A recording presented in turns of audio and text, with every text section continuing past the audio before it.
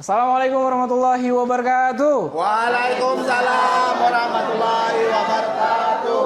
Selamat sore. Sore. Baik, Bapak Ibu, selamat sore dan salam sejahtera untuk kita semua. Terima kasih kepada Ibu Ketua PKK Desa Sukamaju yang sudah berkenan menghadirkan saya pada hari ini. Baik, Bapak Ibu, sebelum kita mulai dengan pembahasan kita ataupun dengan tema kita pada hari ini, tentunya sudah tahu ya Bapak Ibu ya, temanya tentang apa? Tahu. Yaitu Narkoba. narkoba. Keluarga sehat tanpa narkoba. Baik, sebelum kita ngebahas tentang temanya pada hari ini, maka saya pengen Bapak Ibu kita buat biar lebih santai, yaitu membuat salam sehat.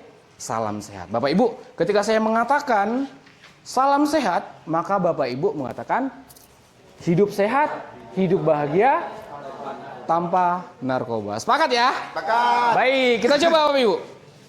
Salam sehat. Hidup sehat, hidup bahagia tanpa narkoba. Baik, tepuk tangan dulu. Luar biasa. Baik, Bapak Ibu, kita kembali ke temanya ini. Berbicara tentang narkoba, secara otomatis mungkin Bapak Ibu semua sudah pernah dengar, pernah tahu, atau sudah pernah melihat? Belum ya? Atau sudah pernah mencoba? Atau bapaknya, abangnya pernah mencoba? Ya, betul. Baik, jangan sampai ya Bang, jangan sampai kita pernah mencoba yang namanya narkoba. Tapi ingat, boleh mencoba narkoba, ada yang boleh. Apa itu? Nagasari, kroket, dan bakwan. Betul. Ya. Nggak ada yang mau tepuk tangan saya. Baik, Bapak Ibu, ya. Jadi ketika berbicara masalah narkoba, tentunya kita sudah sering mendengar, kita sudah sering melihat, kita sudah sering istilahnya membicarakan tentang bagaimana bahaya narkoba. Ya Bapak Ibu. Jadi narkoba yang kita bahas pada hari ini adalah narkoba golongan pertama. Yaitu apa? Yaitu adalah apa? Iya, ganja dan sabu. Bapak Ibu, kalau kita berbicara masalah ganja dan sabu yang sering beredar di masyarakat pada hari ini, ya, yang sering dibicarakan oleh khalayak ramai pada hari ini, dari anak-anak, dewasa, ya, sampai orang tua, bahkan anak sekolah pada hari ini, tentunya yang kita bahas, yang kita khawatirkan adalah tentang bahayanya narkoba. Kenapa? Karena yang kita bahas tentang narkoba pada hari ini narkoba golongan pertama. Yaitu apa golongan pertama? Yaitu narkotika. Kalau dibicarakan narkoba itu ada berapa jenis? Ada 3. Narkoba itu ada 3 jenis. Yang pertama ada narkotika, yang kedua ada psikotropika, yang terakhir ada zat adiktif lainnya. Tapi yang membahayakan bagi masyarakat itu ada berapa banyak? Semuanya berbahaya apabila disalahgunakan. Pernah ngelihat sabu? Pernah ngelihat ganja? Pernah ngelihat ganja? Bagus. Seperti apa? Ya, baik. Ganja itu seperti daun kaktus, Bapak Ibu. Kalau kita lihat ganja itu seperti apa contohnya di masyarakat, itu seperti daun kaktus. Itu contohnya ganja. Nah, sekarang kita membicarakan tentang bahayanya narkoba jenis pertama, yaitu jenis sabu dan ganja. Kenapa cuma 2 itu dibahas? Karena kedua jenis ini yang sering beredar, yang sering dibicarakan, yang sering ada di masyarakat, khususnya di masyarakat dari perkotaan maupun pedalaman. Saya yakin dan percaya Bapak Ibu semua sudah tahu dan sudah pernah melihat, walaupun tidak secara langsung, yang namanya ganja dan sabu, kedua jenis ini. Apakah masih ada yang lain? Masih ada.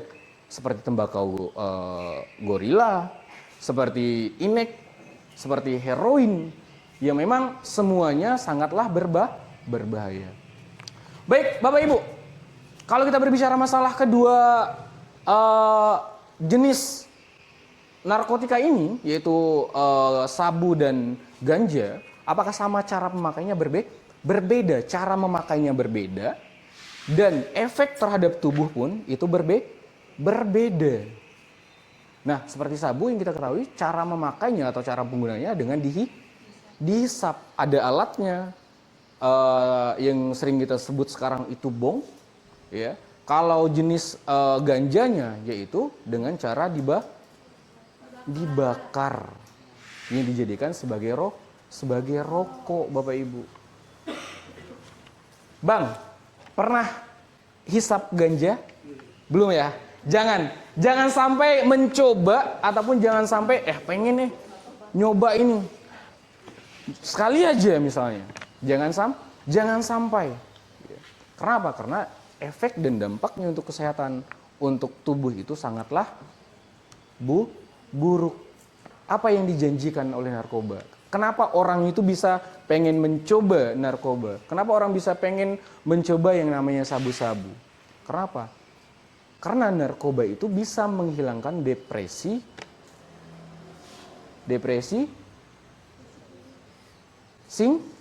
singkat. Misalnya saya nih Bapak Ibu lagi putus cinta gitu kan.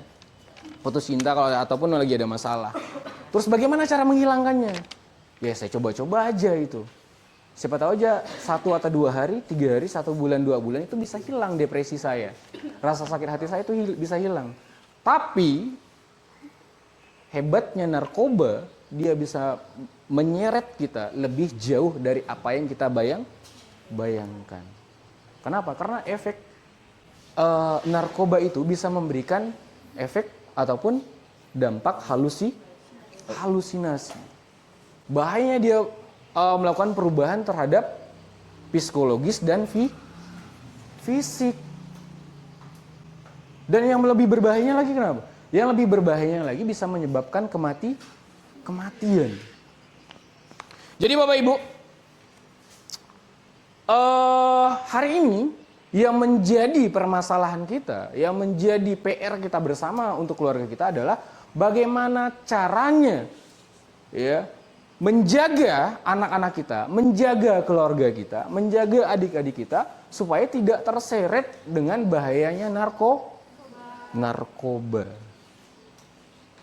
Bagaimana cara kita mengenali orang-orang pemakai ataupun pencandu pengguna narkoba? Tahu, Bang?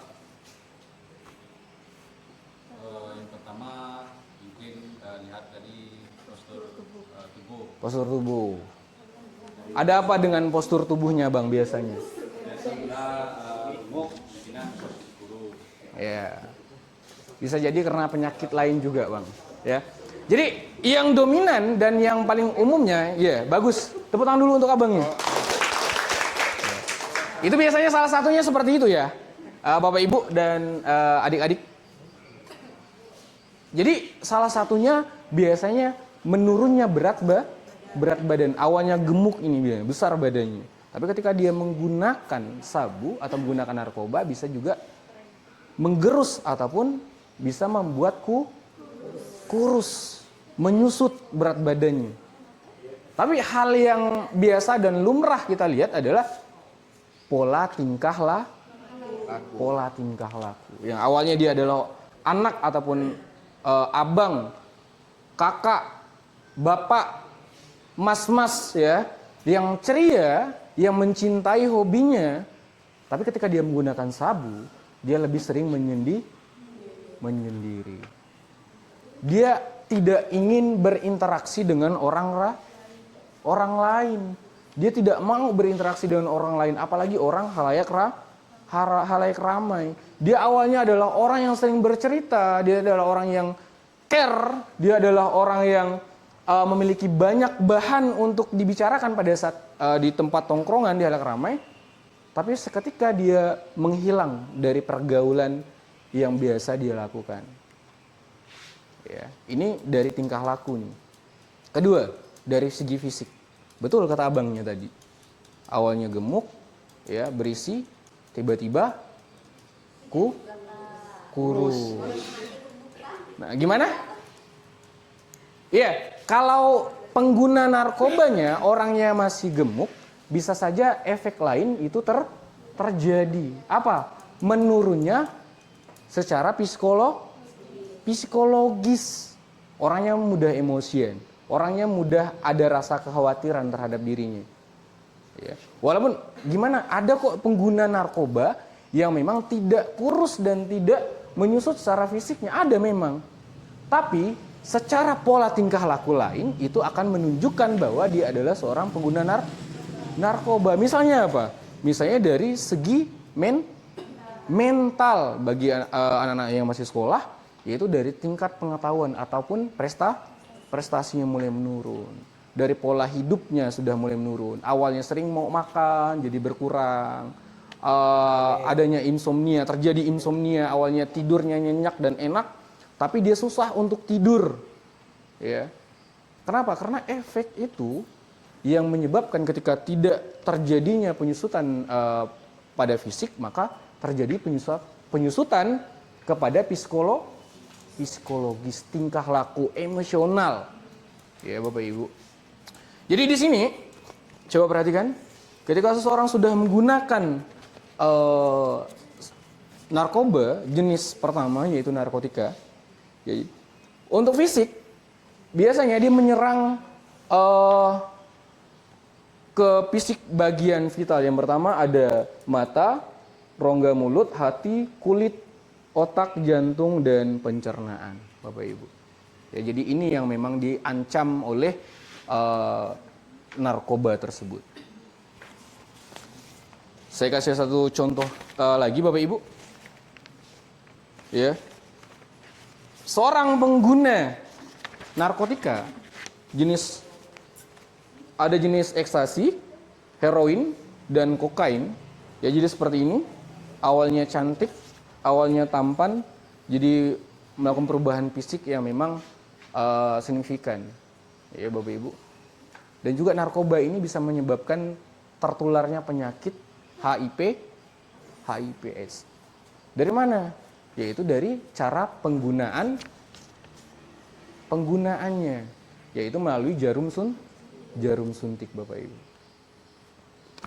Baik, ini adalah penjelasan sedikit tentang narkoba dan bagaimana cara kita supaya menjaga adik-adik kita, menjaga keluarga kita, menjaga kerabat kita dari terpaparnya penggunaan narkoba. Baik, Bapak Ibu, kita cek lagi semangatnya, ya, cek lagi salam sehatnya. Salam sehat. Hidup bahagia tanpa narkoba. Ulangi. Salam sehat. Hidup sehat, hidup bahagia tanpa narkoba. Tepuk tangan dulu kita semua. Baik, Bapak Ibu, ini sudah saya jelaskan. Ya, mungkin ada pertanyaan dari Bapak Ibu semua atau adik-adik sekolah? Ya, silakan. Ya, Mbaknya dulu. Boleh, silakan. Baik, Assalamualaikum warahmatullahi Boleh wabarakatuh. berdiri, Mbak, biar kelihatan cantiknya gitu. Assalamualaikum warahmatullahi wabarakatuh. Waalaikumsalam. Selamat sore dan salam sejahtera untuk kita semua. Baik Pak, yang ingin saya tanyakan, langkah apa yang kita lakukan misalnya dalam keluarga kita ada yang menjadi pecandu dan tahap pemulihan? Baik, langkah yang kita lakukan pada saat kita menemui keluarga ataupun kerabat kita yang menjadi pecandu dan bagaimana tahap pemulihannya. Bu, tahap yang pertama ataupun langkah untuk melakukan pemulihan yang pertama adanya pemeriksaan. Dari mana kita bisa membawa ataupun bisa melakukan pemeriksaan? Yaitu kita melihat ciri-ciri orang yang tersebut, Bu. Seperti yang saya jelaskan, yaitu perubahan dari pola tingkah laku, perubahan dari fisik orangnya. Ya. Bagaimana tahap yang pertama adalah tahap pemeriksaan. Tahap pemeriksaan ini berfungsi untuk ya mengetahui sejauh mana narkoba itu sudah dikonsumsi oleh pecandu, oleh penggunanya, oleh keluarga kita tersebut. Maka tahapannya dari mana? Tahapannya itu melakukan tes DNA ataupun tes urin.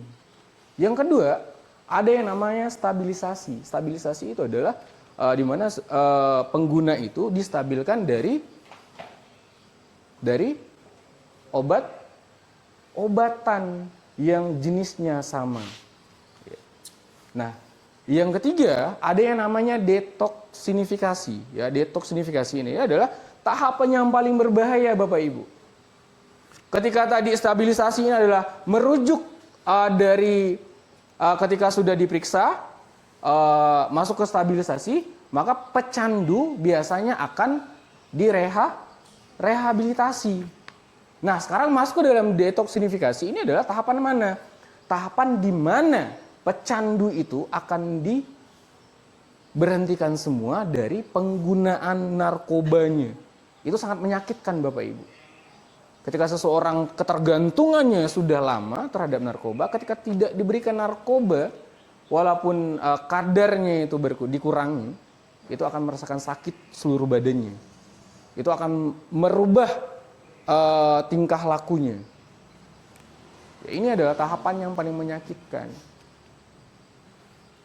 Yang ketiga, ya, itu yang pertama ada apa? Yang pertama pemeriksaan, kedua Pengobatan. Stabilisasi. Yang ketiga detoksinifikasi. Yang keempat ada yang namanya apa? Namanya bukan. Yang keempat apa? Yang keempat ada yang namanya pemerhatian ataupun kepedulian dari pihak keluarga. Jadi Bapak Ibu, kita tidak bisa terlepas dari pihak keluarga. Kira-kira gimana? Baik. Ada lagi? Kita kasih satu kesempatan lagi. Baik, silakan. Abangnya. Baik, Assalamualaikum warahmatullahi wabarakatuh. Waalaikumsalam warahmatullahi wabarakatuh. Berkaca dari sangat berbahayanya penggunaan narkoba yang seperti Bapak jelaskan tadi, saya ingin menanyakan bagaimana cara yang efektif untuk menjaga anak-anak ataupun putra-putri kita agar tidak terpengaruh narkoba, agar terciptanya hidup yang harmonis, sehat tanpa narkoba. Mungkin itu saja, Pak. Kasih tepuk tangan dulu. Luar biasa pertanyaannya. Baik, Bapak. Jadi seperti ini, Pak. Yang saya ketahui dan saya membaca dari literatur dari pakar psikolog dan ya dari ilmu keagamaan juga, hal yang paling pertama yang dilakukan ketika ingin menjaga keluarga kita tetap terhindar dari pecandu narkoba, yang pertama adalah dekatkan dia dengan sang pencipta, ajarkan dia tentang ilmu agama, terus kawal dia dari dia nol sampai dia sudah memahami yang mana yang baik dan yang mana yang buruk, tetap dalam iman, dalam ilmu keimanan, dalam mengetahui dia hubungan dia dengan Tuhan. Itu yang pertama. Tahap kedua adalah, Bapak Ibu, ini yang sering keliru di diri kita sebagai orang tua, sebagai abang, sebagai kakak, sebagai adik untuk keponakannya, yaitu adalah kita lupa bahwa anak, adik, dan keponakan itu jangan dijadikan sebagai orang yang harus kita didik dengan keras. Boleh keras, tapi harus dijadikan sebagai teman cerita, dijadikan teman, dijadikan rekan, dijadikan sahabat di dalam keluarga. Agar apa? Agar mudah untuk menceritakan apa yang dia alami. Seperti itu. Ya, baik Bapak Ibu, saya rasa sudah jelas semuanya ya. Jadi dari pertanyaan dari dua orang, yaitu abangnya sama kakaknya, sudah menjawab semua dari pertanyaan mengenai bagaimana cara hidup sehat tanpa narkoba. Baik Bapak Ibu, terima kasih. Mohon maaf apabila ada kesalahan. Ya, yang benarnya datangnya dari Tuhan yang Maha Kuasa, yang salahnya datangnya dari saya sendiri secara pribadi. Saya akhiri pada hari ini, wabillahi taufiq wal hidayah. Assalamualaikum warahmatullahi wabarakatuh.